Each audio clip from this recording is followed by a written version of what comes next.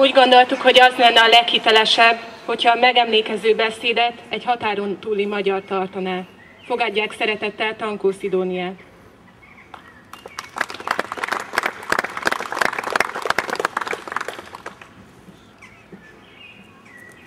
Sok szeretettel köszöntök mindenkit. Sokat gondolkodtam azon, mit is kellene mondanom itt önöknek. Hogyan tudnám elmondani, mit jelent ma Trianon? Mint tudják, a határon kívül születtem. Határ. Számomra ez a szó különös jelentéssel bír. Gyerekként, mikor meghallottam ezt a szót, lelki szemeim előtt mindig egy hatalmas betonfal jelent meg, tetején szöges dróttal, meghatározott helyeken kapukkal.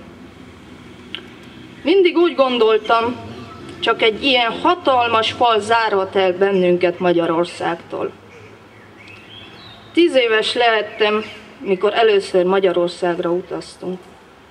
Mint minden gyerek, én is izgatottan vártam az utazást, nem csak azért, mert különös és új dolgokat láthatok, hanem azért is, mert végre láthatom a határt. Azt a határt, melyet annyiszor elképzeltem. El sem tudom mondani, talán még én sem tudom igazán ma sem, hogy mely érzés volt a nagyobb. A csalódottságom vagy a zavarom, mikor ott álltunk a határon. Csalódott és zavart voltam, mert nemhogy betonfalat, de még egy apró kerítéssel láttam. Ekkor végképp nem értettem, hogy mi az, amitől mi Romániában lakunk. Mi rosszat tehettünk, hogy a határon kívülre zártak bennünket? Évekkel később rájöttem, hogy az a fal, amit gyerekfejjel határnak képzeltem, létezik. De sokkal magasabb és sokkal veszélyesebb, mert ez az emberek szívében van. Sajnos egy hatalmas fal áll magyar és magyar közt. Számomra ez mindig érthetetlen volt. Talán azért, mert néha úgy éreztem, hogy én vagyok a nem kívánt személy a határ mindkét oldalán. Az egyik oldalon azt mondták rám, hogy hazátlan, föld nélküli magyar. A másik oldalon meg különböző jelzőkkel én vagyok a román. Soha nem tanultam meg románul. A mai napig pár mondatot alig tudok elmondani. Ez ma már nem gond, de nem mindig volt így. Székelyföldön egy kis faluba születtem, ahol mindenki magyarul beszélt. És ez számomra természetes volt addig,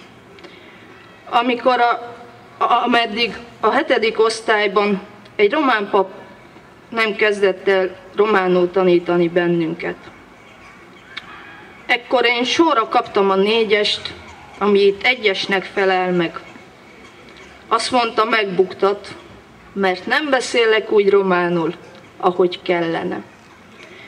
De ha elmegyek a vasárnapi miséjére, jobb is lehet az átlagom. Én végig szenvedtem a miséjét, bár egy szót se értettem belőle, így nem buktam meg.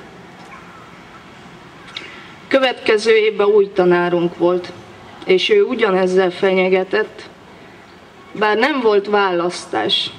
Vagy jobban tanulok románul, vagy megbukok. Külön órákra jártam, bár ott sem sok ragadt rám, és egy nap rájöttem, én nem akarok románul tanulni. Ha nem tanulhatok magyarul, nem tudok semmit megtanulni. Jött egy lehetőség. Magyarországon tanulhatok. Akkor még nem gondoltam arra, hogy szüleimnek ez mekkora áldozatot jelent, És nem gondoltam arra, hogy nekem egy olyan országban, ahol mindenki magyar, ott kell bizonyítanom, én is magyar vagyok. Egész eddigi életemben vártam. Hogy mire? A következő idézetből önök is megérthetik. Szövik, varják a székely ruhákat. Lázban ég mindenki, aki székely. Szeptember 13-án a templom tornyából figyelik a bevonuló hadsereget. Küldöttség megy eléjük a falu végére. A katolikus iskolákban szétszedik az osztályokat elválasztó deszkafalakat. A nagy teremben vacsora, kürtős kalács várja a bevonuló gépkocsizó alakulatot. Ilyen örömöt csak az érhezhet életében, aki ezt megérte. Édesanyám azt mondotta, most halljak meg, ilyen boldog soha nem leszek.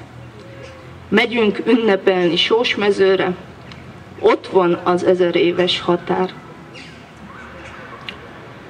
Mikor ezeket a mondatokat elolvastam, szemem könnyel telt meg, és szívem összeszorult, mert egész eddig életemben vártam, de ilyen csodát én sajnos nem élhettem meg. Vártam, és soha nem szűnt meg a reménykedésem, hogy az én életemben is lesz ilyen, de sajnos nem volt. Most sokan gondolhatják azt, hogy hálátlan vagyok, mert már mindenki lehet magyar állampolgár. Igen, mindenki lehet magyar állampolgár, aki bizonyítani tudja, hogy ő magyar. Kitölti a formanyomtatványt, ír egy önéletrajzot, kikeresteti a szükséges iratokat, melyek azt bizonyítják, hogy felmenője magyar volt. Esetleg még az életét is áldozta a hazájáért, Magyarországért, majd arctalan hivatali dolgozók egy fénykép és a megadott adatok alapján eldöntik, hogy az lehet-e magyar állampolgár, vagy nem. Székely vagyok, és ezt mindig büszkén vállalom. Ezt tudom én, és talán önök közül páran, de nem hiszem, hogy az, aki majd a kérvényemet elbírálja, tudja ezt. Bizonyítani kell még ma is. És ez nagyon messze van attól az örömtől, amit 1940-ben megérhettek székely elődeim. Nincs öröm, mert beárnyékolja az 2004. december 5-e sötét napja. Beárnyékolja az országházból való kivonulás akkor, amikor 1944 után újra felcsendült a székely himnusz az országházba.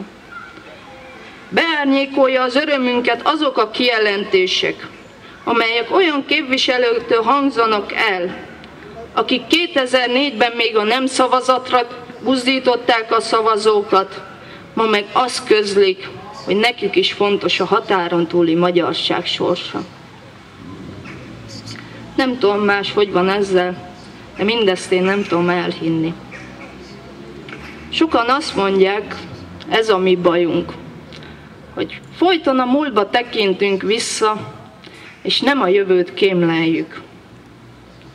Én most megpróbálom megtenni mindazt, akkor, amikor múltunk gyászos napjára emlékezünk.